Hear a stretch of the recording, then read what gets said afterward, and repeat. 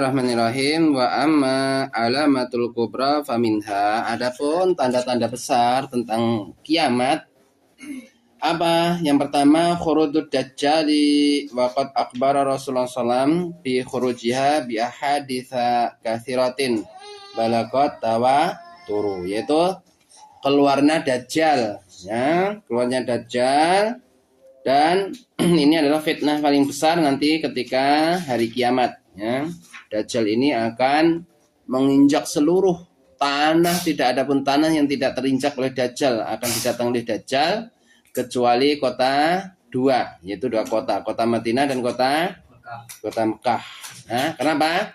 Kota Mekah dan Madinah itu setiap jengkalnya dijaga oleh para malaikat. Maka tidak ada empat jari pun kecuali akan dijaga oleh malaikat. Makanya Dajjal tidak mampu untuk masuk ke dalam kota Mekah dan kota Madinah.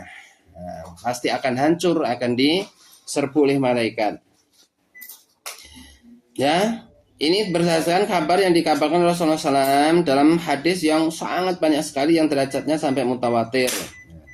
Waqad andarat bihi al-anbiya'u aqwamaha. Dulu para nabi-nabi, dari nabi-nabi Adam, Nabi Nuh, Nabi Soleh, Nabi Idris, Nabi Yakub, Nabi Yahya, Nabi Musa dan yang lainnya, ini senantiasa mengabarkan, ya, memberitakan kepada kaumnya, ya, mewanti-wanti kepada kaumnya tentang nanti akhir zaman akan turun fitnah yang besar, namanya fitnah Dajjal.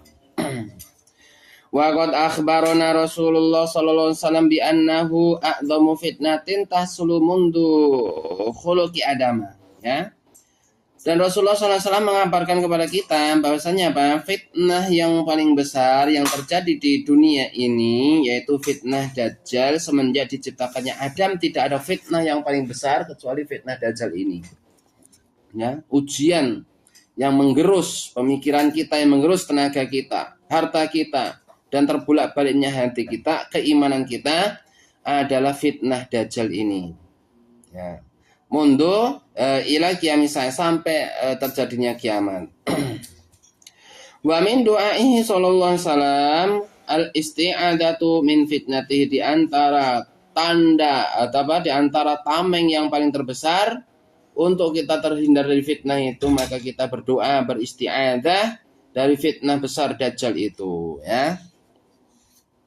Wa amara ummatahu bidzalika wa minal ahadithi katsirati alwaridati fi tahdhiri minhu hadisu Anas bin Malik.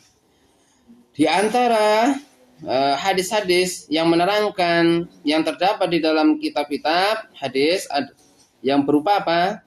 Peringatan kepada umatnya, yaitu tentang fitnah Dajjal ini adalah diriwayatkan oleh sahabat Anas bin Malik radhiyallahu anhu.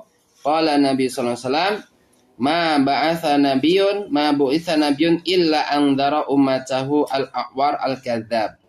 Tidaklah seorang nabi diutus kecuali beliau mengingatkan umatnya tentang fitnah Dajjal. Itu berupa apa? Al-aqwar al-kadzdzab. Al-aqwar itu apa? Itu fitnah Dajjal yang manusia yang buta sebelah, namanya aqwar. Al-kadzdzab yang selalu berbuat dusta. Berbuat dustanya si Dajjal itu, dia selalu membawa api dan air.